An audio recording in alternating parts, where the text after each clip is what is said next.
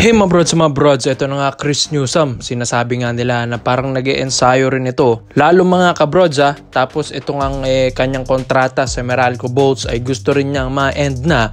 Dahil gusto nga niyang lumipat sa ibang kupunan mga kabrods. Dahil alam naman natin si Chris Newsome, napakalaki ng binibigay ng Meralco Bolts dyan. Kung hindi man ako nagkakamali, halos kulang-kulang 2 milyon kada buwan na. Dahil syempre superstar ba naman.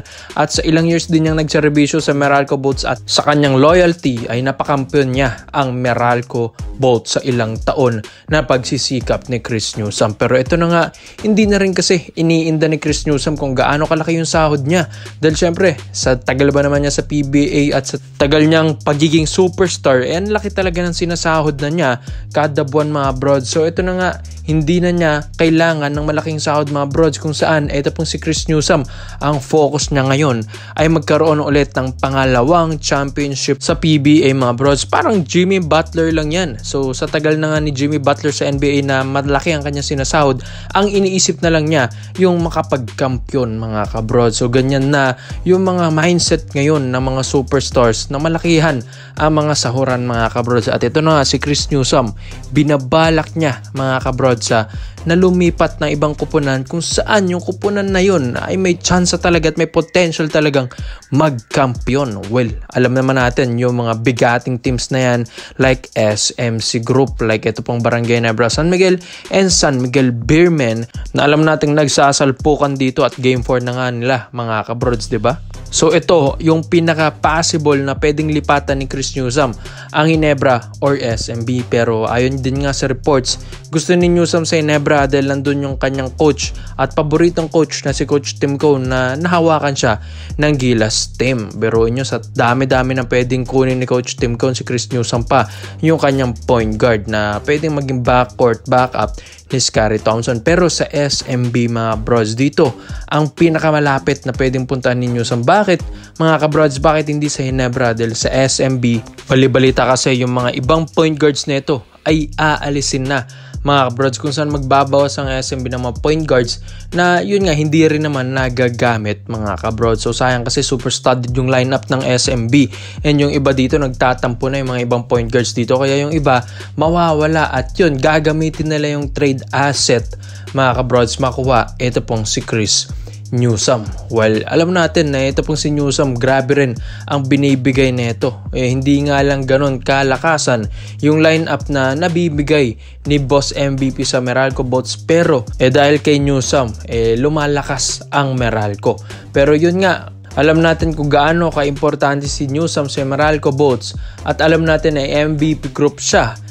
Syempre mga brods, kailangan maganda yung magiging offer dito ng SMB. Biruin nyo sa Meralco Bolts, nabubuhat yan ni Newsome how much more kung ito ay maging kakampi pa ng SMB lalo mga kabrods. At syempre biruin nyo ang SMB, ang lakas at mabigating team na talaga ito mga brods. Isa sa mga talagang tinitingalang team sa PBA ang SMB, tapos dadagdagan mo pa ng isang Chris Newsome mga kabrods. So syempre halos lahat nasa kanila na. Ilalim, point guards, wings, mga brods, nasa SMB na ang lahat. Kaya ito pong si Newsome, pinag-iisipan na rin niya.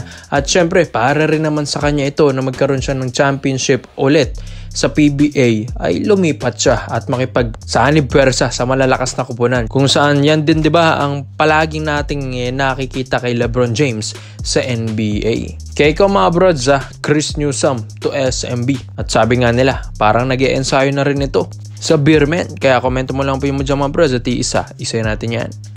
So dito naman po tayo sa kawalang balita naman natin mga brods. Sa wakas nga daw mga brods, ito pong si Jetroy Rosario, medyo lumilinaw na kung saan ito mapupunta. Well mga brods, sa Converge Fiber Xers, dami talaga mga brods na offered ni Troy Rosario, pero itong Converge ang pinakamakulit dahil yun nga may stable offer na nga daw ang Converge kay Jetroy Rosario mga bros, dahil syempre gustong gusto nilang kunin ang isang Jetroy. Tapos may mga rumors din tayo sa ibang reports and page na si Mikey Williams ang isa rin sa mga target din ng Converge Fiber Xers, pero hindi sila papahuli kay Jetroy dahil ito yung pinaka-focus nila ngayon mga kabrods. Pero ayon din sa mga reports natin, Dahil kung gaano pa kalaki ang magiging offer ng Converge Fiber Xers kay Jatroy mga brods, ang iniisip ni Jatroy yung kupunan na possible na magkampiyon mga brods, yung possible na pwedeng mabigyan siya ng championship mga kabrods sa PBA. Dahil alam naman natin yung mga ganitong superstar, hindi na nila iniisip kung gaano pa kalaki yung sahod na mabibigay sa kanila. Dahil yung mga ganitong superstar na veterano, ang iniisip nila mga brods, ang mindset nila ay yung championship na talaga. Dahil ganyan mga brods, syempre, sa tagal mo ba naman sa PBA, pinakahangad mo na yung maging kampiyon mga kabrods, yung matawag kang champ. Kaya ang pinaka-isa sa mga gustong puntahan talaga ni Jatroy Rosario ay ang Barangay Ginebra San Miguel. Bakit mga brods? Nandito na crowd favorite, tapos ang ganda ng lineup. Semis, diba? Silang leading ngayon against SMB, Game 4, mga kabrods. Tapos, isa pa, yung pagiging champion ng Barangay Ginebra San Miguel ay sila, yung mga consistent from the past few years sa mga nakaraang season ng PBA mga brods. Ang Ginebra ang pinaka nakikita nating palaging nasa championship round. Kaya ito pong si Jatroy Rosario mga kabrods, sabi nila ay malapit na rin itong pumirma ng Barangay Ginebra San Miguel. Kaso nga lang yun mga kabrods, napipigilan siya ng Converge Fiber Xers. Pero mga brods, ayon din sa mga reports and rumors, ito pong si Jatroy ay malapit na rin pumirma ng isa sa mga SMC teams mga brods, nung nalaman din niya yung offer ni Boss Al Francis Chua. Pero mga brods, hindi pa nga nami-media kung talagang magkano ba yung magiging offer ng Barangay Ginebra San Miguel at ng SMB. Dahil bali-balita, medyo busy pa ito pong si Boss Al Francis Chua para offeran si Jatroy. Pero mga brods, si Jatroy na mismo yung naghihintay ng offer ng SMC teams mga kabrods, kung saan ay pinakagusto niya talaga yung mga ganitong kupunan na possible na magkampiyon. Ang Converge, alam mo natin, nagpapalakas lalo yan. Pero wala pa kasi masyadong nabato na yung pang Converge. Alam natin, nagpe-playoffs na sila. Nandun na sila mga brods. Pero kung ang pag-uusapan ay yung consistency para maging kampiyon mga brods, ay parang wala pa doon yung Converge Fiber Xers. Yes, nag-assemble na sila ngayon ng lineup, pero kung gusto mo talaga ng gutom palagi every season, stable na yung lineup, maganda na yung programa, yung chemistry, yung samahan, maganda pa ang sahuran, tapos mababait pa yung mga kakampi or yung mga players neto, mga kabrods, syempre, you will go to Barangay Ginebra San Miguel na kung ganun ang iyong hinahanap mga kabrods.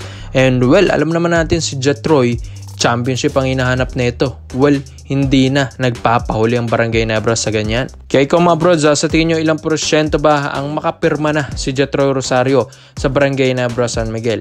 Kaya komento mo lang ang opinion mo dyan mga brods, at isa natin yan. Salamat po sa panonood mga brods. This is Overrated Highlights yun lang. I'm out.